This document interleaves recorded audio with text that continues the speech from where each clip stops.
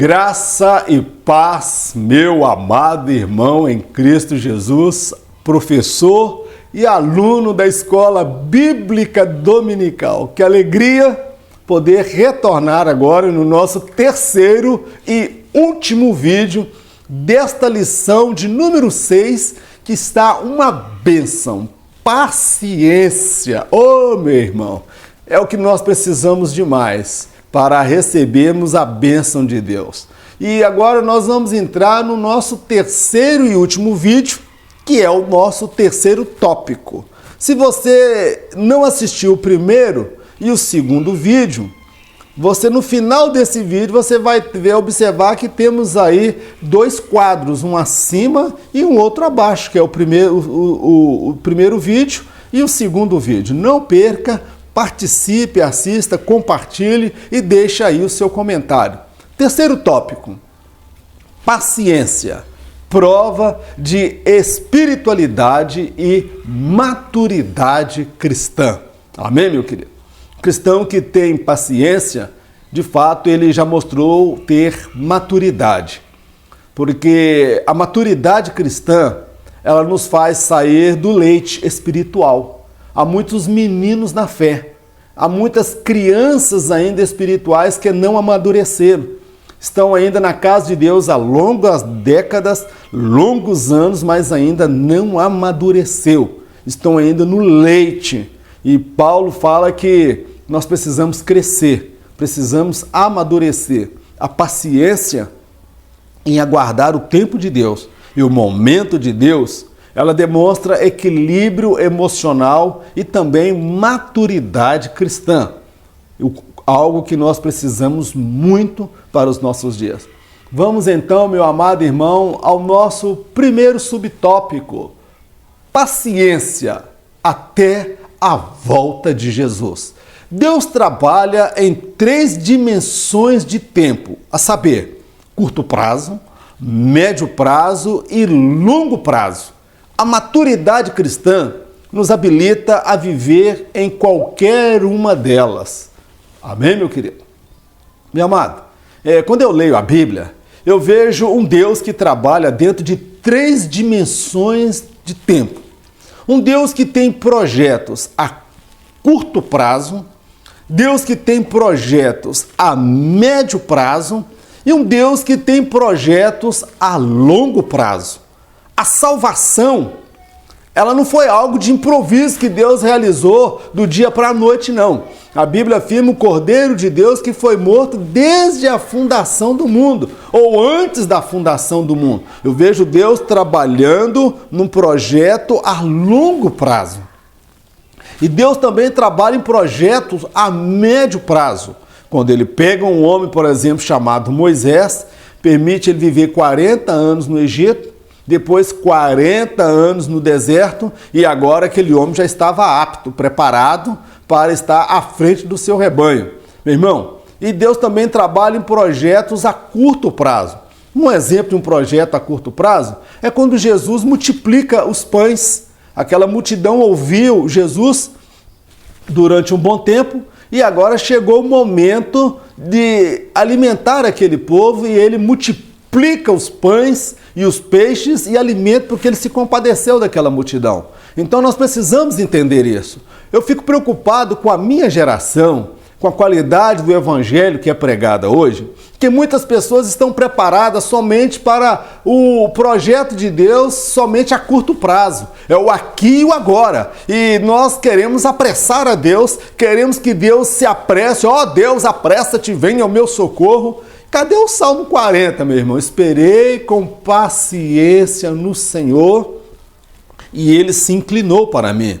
Eu quero dizer que Deus ele pode te curar, Ele pode te prosperar, Ele pode mudar a história da sua vida. Mas nós precisamos entender que Deus tem um projeto na sua vida a médio prazo. E esse projeto me mostra, e eu entendo, que Deus deseja moldar o meu caráter, Deus deseja moldar o seu caráter. É por isso que nem sempre Deus responde na hora, embora Ele possa fazê-lo. Nem tudo é uma questão de fé. Às vezes é uma questão de paciência. Não basta você ter fé, você precisa ter paciência, aguardar o tempo de Deus. Semelhante ao que fez Davi. Ele foi ungido para ser rei em Israel, mas lá no lugar dele estava Saul. E Davi, ele não precipitou, ele não queimou as etapas. Ele soube esperar o tempo e o momento de Deus para ocupar aquele cargo, para ocupar aquela função que Deus havia prometido para ele. E o imaturo, ele vive de igreja em igreja, campanha em campanha, correntes e correntes, acreditando que em determinada igreja a bênção dele vai ser mais rápida. Acreditando que se ele fizer determinada coisa, Deus vai também apressar. Meu irmão, vamos ter maturidade. Está na hora da gente deixar de ser menino. Nós somos a igreja que precede a volta de Cristo. Eu creio plenamente que eu acredito que eu verei a volta de Jesus. É por isso que nós temos que suportar as lutas, as adversidades, as crises financeiras, as crises morais que nós vemos aí na nossa nação e até nos nossos púlpitos, nas nossas igrejas. Nós não vamos desistir, não podemos desistir desse projeto chamado igreja. 1000 cairão ao meu lado e 10.000 à minha direita, mas eu não serei atingido. Somente com os meus olhos eu olharei e contemplarei o castigo dos ímpios. Meu irmão, eu vou continuar a ser sincero, continue sendo fiel, continue sendo sincero. Não deixe de servir a Deus porque alguém na sua igreja não está servindo. Não deixe de ser santo porque talvez o líder da sua igreja não é mais santo. Não desista do evangelho porque muitos desistiram do evangelho, talvez na sua casa, o seu pai, a sua mãe, seu irmão. Não desista, seja paciente, porque Jesus em breve voltará. E nós receberemos de Deus, cada um, o seu galardão. Vamos então, meu irmão, para um outro momento da nossa lição. Eu destaquei a seguinte reflexão. Se quiser colher a curto prazo, plante cereais. Se quiser colher a longo prazo, plante árvores. Mas, se quiser colher para sempre, eduque crianças. Isso é um provérbio chinês. Esse provérbio ele traz, de certa forma, aquilo que eu disse anteriormente. 3 raios de ação: curto prazo, médio prazo e longo prazo. Se tem uma coisa que Deus investe é em crianças. Mas não estou falando crianças somente literalmente as nossas crianças da escola bíblica dominical. É aquelas pessoas que chegam na igreja que são como crianças na fé, recém-chegados. O desejo de Deus, meu irmão, ao longo da vida, o maior projeto que Deus tem é a médio e longo prazo na sua vida. É fazer com que você venha alcançar a maturidade cristã, alcançar a sabedoria da vida. Eu olho no Salmo 90, versículo 12, Moisés orando a Deus, pediu o seguinte: Senhor, ensina-nos a contar os nossos dias, de tal maneira que alcancemos corações sábios. Meu irmão, o que Deus mais deseja é te dar a sabedoria da vida. É que você deixe de ser criança. Deus está investindo na sua educação espiritual. É por isso que Ele permite a diversidade. E a sala de aula de Deus é a vida, onde Ele é o professor. As adversidades, as crises familiares, as crises financeiras, problemas de saúde que nos cercam de todos os lados, são lições importantíssimas que Deus deseja nos passar para moldar o nosso caráter e nós deixarmos de ser meninos e crianças e passarmos a ser adultos na fé, maturidade, para servir a Deus e entender o tempo de Deus para as nossas vidas. Vamos, meu amado irmão, para um outro momento da nossa lição, que é o nosso segundo subtópico. Quando a paciência é provada. Não escolhemos as experiências pelas quais passamos ao longo da vida. Do contrário, seríamos senhores de nossa vida e não servos do Senhor Jesus. Meu amado, entenda esta lição. Quando eu aceitei a Jesus, eu entreguei a minha vida a Ele. e ele passou a ter o direito de trabalhar na minha vida, de trabalhar na sua vida quando você o aceitou. E quando nós aceitamos a Jesus, é como se nós assinássemos um contrato. Amém? E ele selou com o seu Espírito. Nós temos o selo do Espírito. Nós temos o selo de Deus. A partir daí, nós não temos mais direito sobre as nossas vidas. Nós não temos direito de fazer escolhas fora da direção de Deus. Podemos até fazer, mas iremos sofrer consequências. Nós também não temos a condição de estabelecer quais as experiências pelas quais nós iremos passar. Porque se nós tivéssemos esse direito, nós não seríamos servos, nós seríamos senhores da nossa vida. Foi por essa razão que Adão, lá no jardim do Éden, ele cedeu. Eva também cedeu. Porque no fundo, o homem ele quer ser dono, senhor da sua vida. Ele quer ter controle sobre a sua vida, sobre as experiências. Ele quer antever o futuro. Ele quer se preparar contra o dia de amanhã. Você sabia que a Torre de Babel, quando ela foi construída, o objetivo daquela torre era anular um possível juízo de Deus? Porque antes Deus trouxe o dilúvio nos dias de Noé. E eles intentaram construir aquela torre. Caso Deus trouxesse um outro dilúvio sobre a terra, eles não seriam atingidos. Nós vemos ali mais uma vez o homem querendo ter o controle sobre a sua vida, querendo fugir das possíveis adversidades, dos juízos, das circunstâncias adversas ao longo da sua caminhada. Meu irmão, se você aceitou Jesus, confie nele, porque a palavra do Senhor nos afirma que todas as coisas cooperam para o bem daqueles que amam a Deus, para aqueles que são chamados segundo o seu propósito. Confie nele, porque ele está no controle da sua vida. E a palavra do Senhor nos afirma que o vaso não questiona ao oleiro, por que me fazes assim?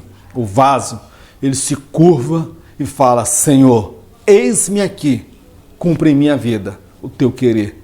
Dá-me graça para entender o teu propósito e aceitar a tua vontade na minha vida. Meu irmão, que Deus nos dê essa maturidade cristã para aceitarmos o propósito e a vontade dele na nossa vida.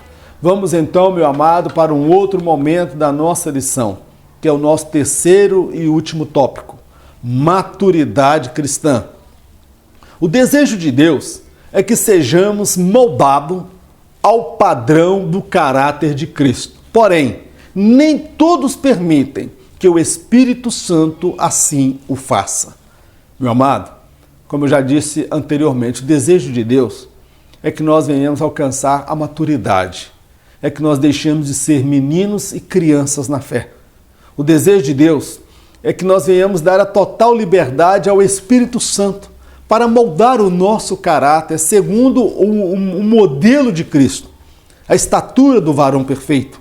É aquele que se sujeitou à vontade de Deus. É aquele que foi fiel ao Senhor, foi paciente até a morte e morte de cruz.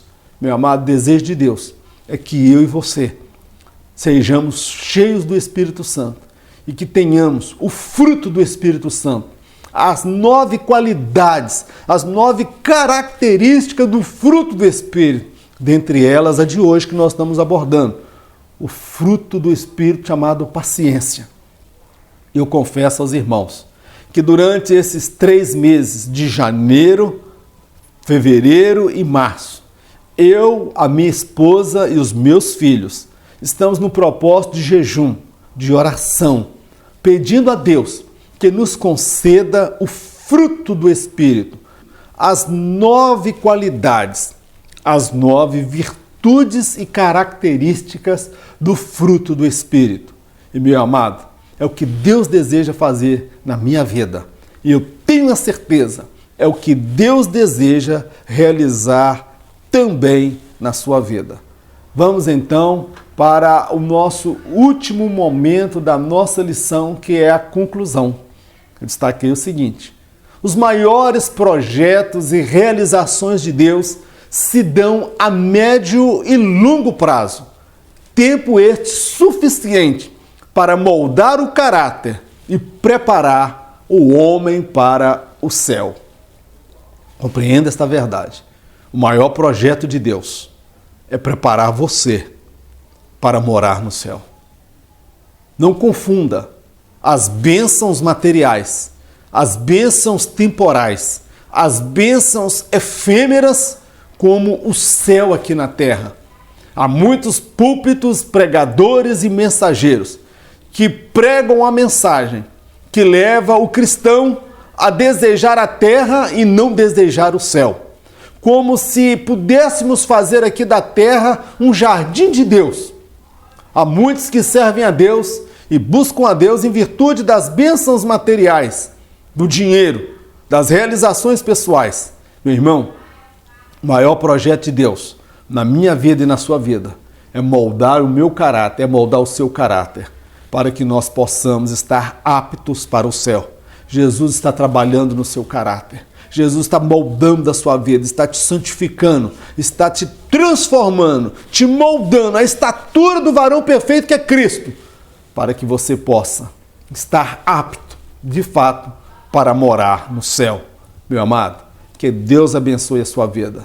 Deus abençoe o seu casamento, Deus abençoe a sua família, Deus abençoe a sua vida espiritual, que o Senhor te dê maturidade, que o Senhor te dê entendimento, que o Senhor te dê graça.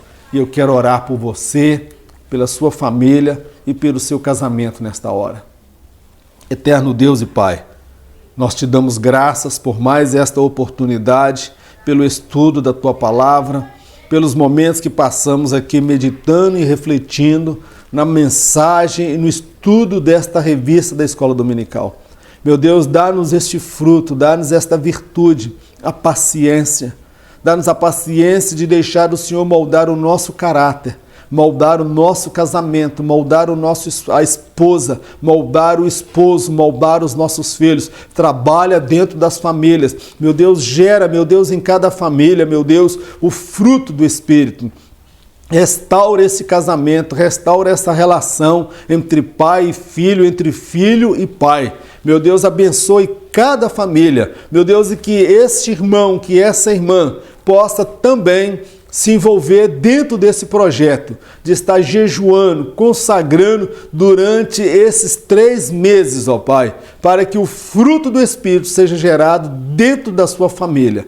Pai, nós te agradecemos por tudo no nome de Jesus. Amém. Que o grande amor de Deus, a graça do nosso Senhor e Salvador Jesus Cristo, as doces consolações do Espírito Santo de Deus, seja com todo o povo de Deus, não somente hoje, mas para todo sempre, em nome de Jesus. Amém. Meu amado, Deus o abençoe poderosamente no nome de Jesus.